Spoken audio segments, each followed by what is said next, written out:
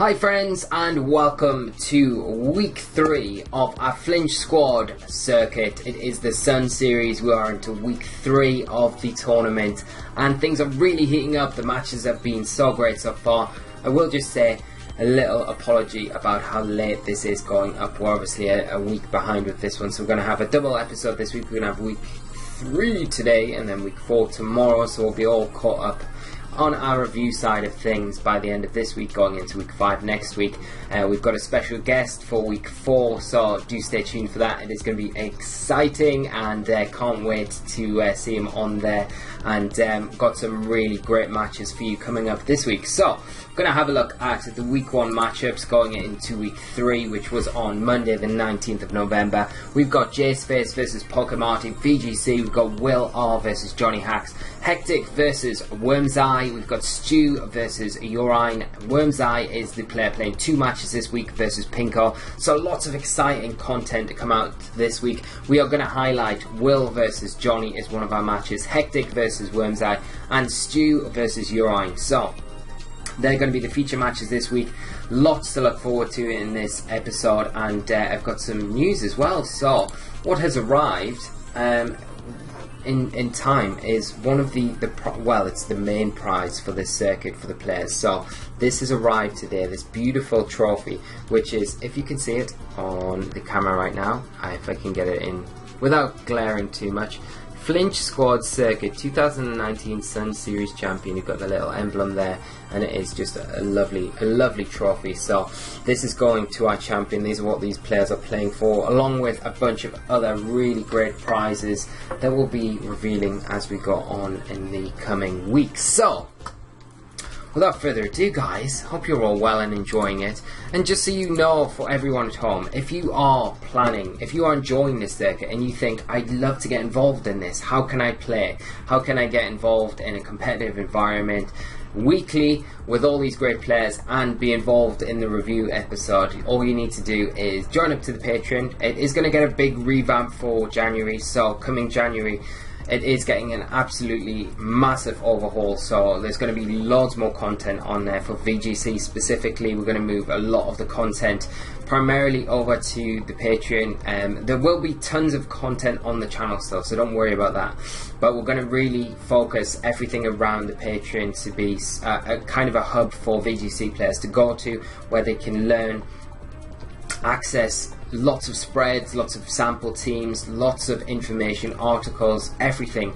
It's going to be there, and it's going to be the guides and stuff. It'll just be everything. I can't speak highly enough of what we're doing over on Patreon. It's very exciting. But one of the things you get if you sign up to the Patreon is access to play in the Flinch Squad circuit. So it's over three progressions throughout the season, like the actual official VGC circuit. So you've got the Sun series, which is happening right now. You've got the Moon series, which will be happening, kicking off at January the 7th. Sign-ups will be starting very soon for the Flinch Squad circuit for the Moon series, so do stay tuned to this series in particular, and I will let you know as soon as the sign-ups do go live, so you can get involved if you would like to. And then we're going to finish with the Ultra series, and they're all going to be league table structured, and depending on your finish, you'll get Flinch Squad points, which will allow you to hopefully get an invitation to the Flinch Squad Invitational, which is the big tournament at the end of the season, which will be a live streamed event. We're going to have live commentators, we're going to have guest commentators on with myself commentating the whole event, and it's going to be a knockout tournament, and then we'll have some even bigger customized trophies to give away and some even more ridiculous prizes to give away, depending on numbers. This is the first year we're doing it, so it's going to be a growing thing. But you know, the big thing that I would like to do with this is all of the Patreon funds that got into it I'll put back into the prizing. And one of the things that I would like to do eventually is get to the point where we can grow this circuit to a point where I am able to reward players that win, finish in certain positions with travel awards, or help out with travel awards to Worlds, because I have experienced the heartbreak of financial constraints not allowing you to compete even though you have an invite. So being able to try and do something like this, give it back to the community in a way, to arrange something like this is just going to be something that I would like to do, and it would be another way for players to access getting to Worlds without having to worry about the financial constraints around that, because it's getting so crazy now with entry fees and things like that. It is expensive, so we need ways to help and support the community on a whole, and I feel like this is a really good way to do it. It's a really fun way to do it, and I'm trying to do a lot of fun things around it to make it really enjoyable for all of you guys competing and playing. And I will just give a big shout out to all the patrons that we have at the moment. They're an absolute bunch of amazing guys, so if you want to get involved, we have a separate Discord server and things like that, and it's just a lot of fun, and the environment's brilliant, and just really encapsulates what Pokemon is all about. So without further ado though, we've heard enough about that. We're here to get into the matchups and really get into the nitty gritty of it. So without further ado, we've got Johnny versus Will to kickstart us today. I have cut down the episodes to make them a bit more digestible, so hopefully they do come across alright for you guys at home. We're going to see Johnny there in his nice polo shirt, and Will dressed up in that dress, bringing out the Palkia and the Incineroar to kick us off today, with Johnny leading off with Tapu Koko and Incineroar. So we can see straight away that the Palkia is going to be a little bit of an issue here for Johnny to deal with. I'm just going to pause it as we go on, and we'll cut it down, and we'll just dissect a few turns as we go. Fake out from both sides.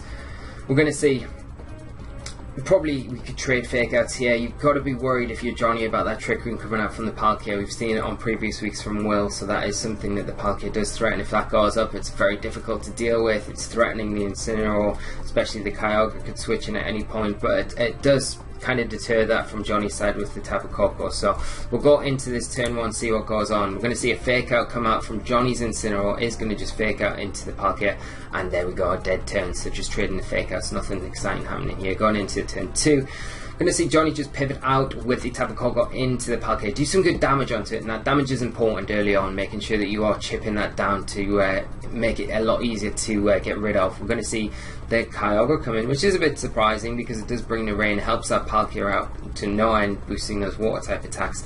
With the Hydro Pump coming out, boosted in the rain into the Incineroar, and it will take down that Incineroar, removing that from the field. So Will taking an early lead here, going 4-3 up, and that Incineroar going down for Johnny, as the Incineroar on Will's side of the field going for a U-turn into the Kyogre, getting a bit of chip damage there, but more importantly he's able to readjust that board position and get his Amoonguss onto the field, which will help support that Palkia a lot more. We're going to see going to the next turn, the Palkia is able to get the Trick Room up, and now going to really start threatening things. We're going to see that Lunala switch out, and I wanted to stay out on the field after setting up a Tailwind, I believe.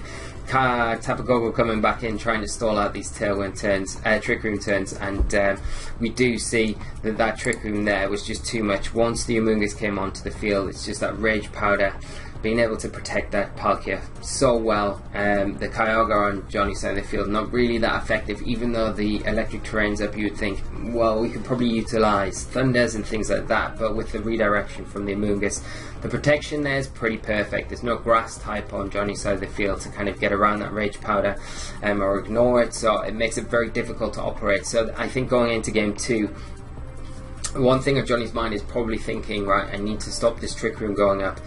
Is Kyogre going to be as useful as I kind of initially thought it was going to be? Maybe not, maybe it is, maybe you need to bring it anyway, because Will does have things on his team that you need to bring the Kyogre for, like that Incineroar. Just getting rid of that protects a lot of other things on his side of the field, like the Lunala.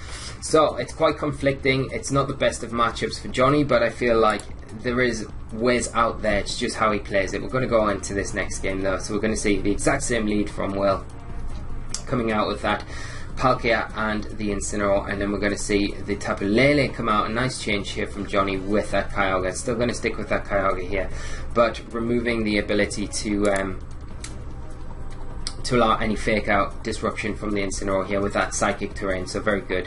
And also threatening the Palkia. We are going to see a Moonblast straight away from the Tapu Lele into the Palkia, not quite enough to pick up the KO there.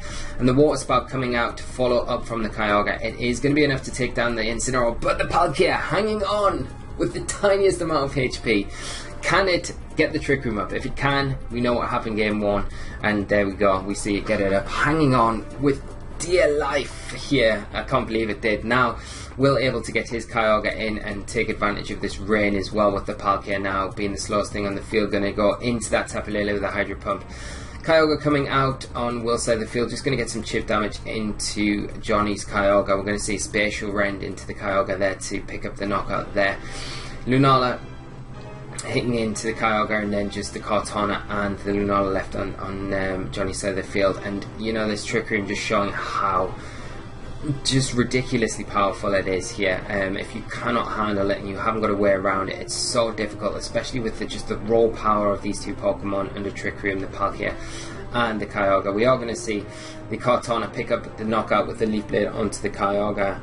Is a critical hit. We don't know if that was or would have mattered or not, but in the end it came down to the Amoonguss coming out and able to clean up the Kartana, which was put down to its sash by the water spout. So really nice victory there for Will. And before we get into the next match, I will just say just a few things here about that match. So like we said, we've seen it previously as well with Will, just how effective he is with that Palkia and the Amoonguss and making sure that he gets that Trick Room up. It's so imperative to get this strategy going for him, and it feels like one of those things where once it gets set up, it's a bit too much for Johnny to kind of come back from. I feel like he has the tools to hit the specific Pokemon with, but without the speed control on his side of the field, which he really needs against these big powerhouses, it just feels a bit out of reach for him to come back from. But good game to both players. It's going to be great to see how Johnny bounces back next week and see if Will can carry on this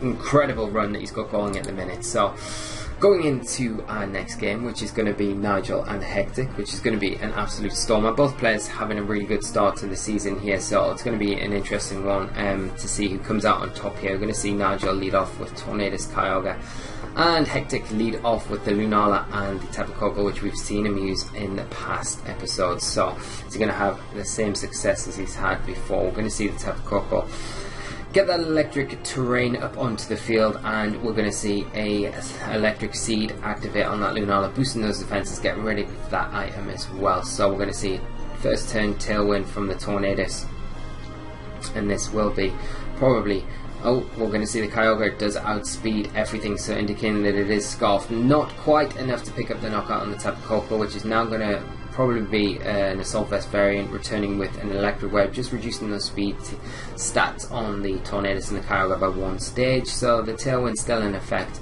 but Lunala taking the Tailwind and bolstering that up now. Now the Lunala coming back in this Tailwind, the fastest thing on the field after those Electric Webs, going to be able to fire straight into the Tornadus here.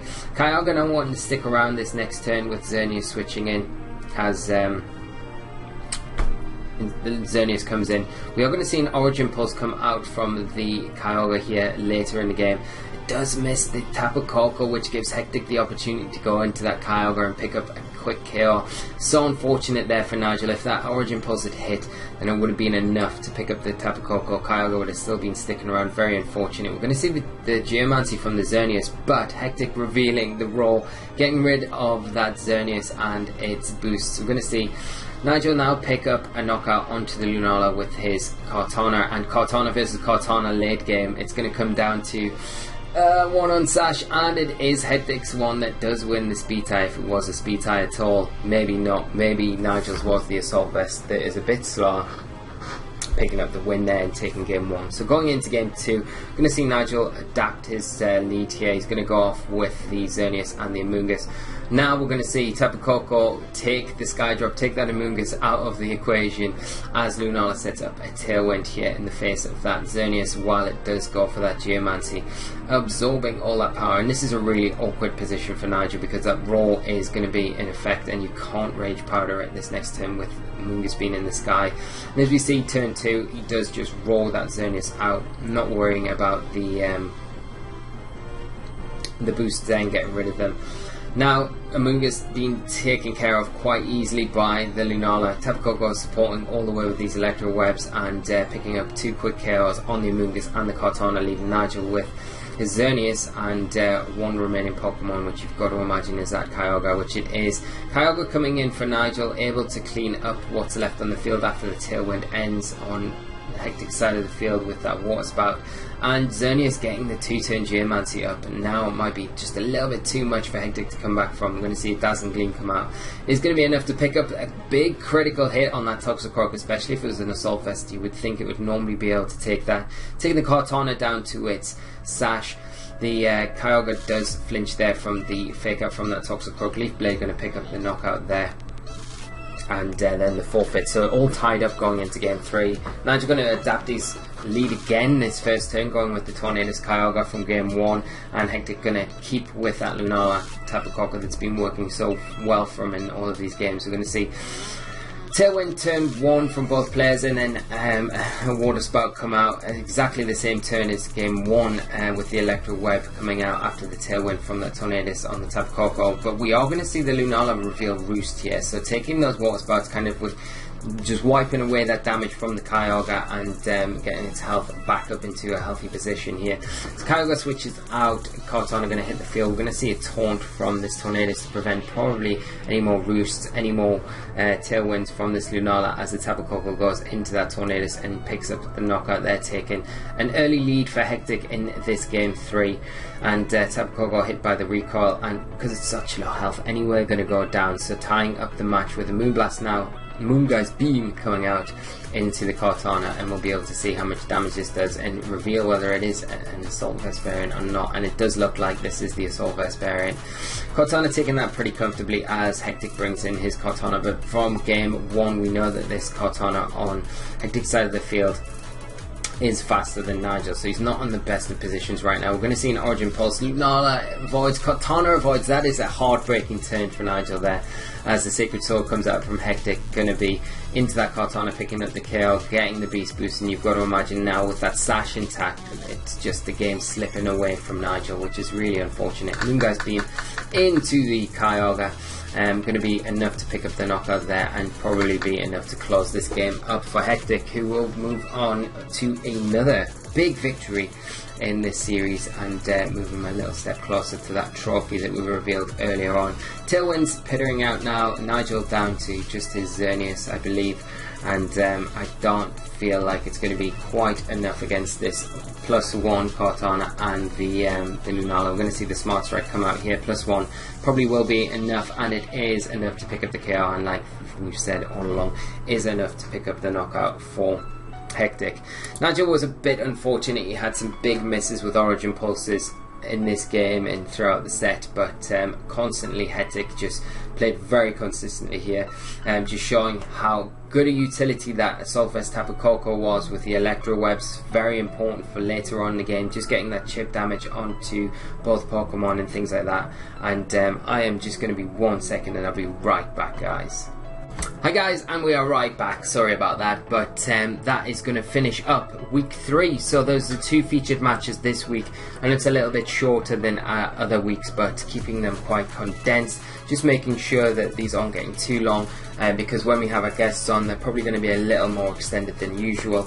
But we've had 2 great matches this week. I hope you've enjoyed today's episode. But just to recap on the results from week 3, here we can go. We can see as we had Jace against Pokemonty, that was a 2-0 victory for Jace Face, so pulling himself out of the bottom of the table and pushing forward towards that trophy. Will, as we saw in this episode, just storming through against Johnny, 2-0 there, and just really securing his lead at the top there for the moment. We're going to see Hectic still take a 2-1 lead against Nigel. Really good matchup this week, and really good result for Hectic, but let's see if Nigel can bounce back coming into week 4. We're going to see Stu against Urine, so that was 2-0 to Stu there, so big victory for Stu, and Stu just keeping his hand in that title race, and Nigel making sure that he doesn't go without the points this week in his second match, going 2-0 against Pinko, so picking up some points. So some really good results this week, and things are really heating up going into the last stages of this tournament. We're not quite halfway through the tournament yet, but things are shaping up very nicely as we can take a look look at the league table now, going into the end of week 3. We've got Pokemati. He's played 4 games, he's won 3 of them with a win difference of 1 on 9 points. Then hot on his heels with a game in hand, we've got Will with 3 wins out of 3 games, so win difference of 5, 9 points. Then Nigel, hot on his heels with 7 points. He's played 3, won 2, win difference of 3. Then Hectic in the top 4 slot as well, just right behind him with 6 points with 2 wins and a win difference of 1. Stu in behind there with 5, Urian with 5, Johnny with 4, Jace off the mark with 3, and then Pinko down at the bottom of the table. But I'm sure, I have a good feeling about Pinko. He's going to make a good late run in this tournament and have some good showings, so it's going to be good.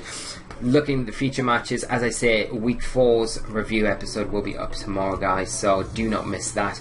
But it's been an absolute pleasure doing the roundup this week. I hope you've enjoyed it. Do leave your comments in the comment section below if you've got any questions about any of the games that we featured, or if you want to see the matchups for week 4. Let me see if I can just find those for you now, so I can matchups for week 4, so you know what to expect going into week 4 and what we're going to look at. So and if there's anyone that you're cheering for, let me know in the comment section down below who you are cheering for going into the rest of this tournament. But there are the matchups going into week 4. We've got Hectic versus Pokemati, Will versus Nigel, Worm's Eye. It's going to be an absolutely epic match, both of those two at the top of the table at the minute, so going to be really interesting to see who can push on a little bit and maybe take over the other one. They've got Pinko versus Stu, going to be another really good match. Urian versus Johnny, an excellent match that I can't wait to have a look at. And then Stu versus Jaceface. So some really exciting matches going into week 4. That will be up on the channel tomorrow. Do not miss that, guys. And it will be 7:30 p.m. Friday the 14th of December that will be going up, so do not miss it. And if you've missed any of them before, I'm making a playlist on the channel, so that will be linked on this video, so do check that out and make sure you don't miss any of the action from the Flinch squad circuit. So until next time, guys, thank you so much for tuning in and watching, and always hit that subscribe button, hit the like button, smash the like button, smash it, and we'll see you for the next episode very soon. So until then, guys, take care of yourselves and bye bye.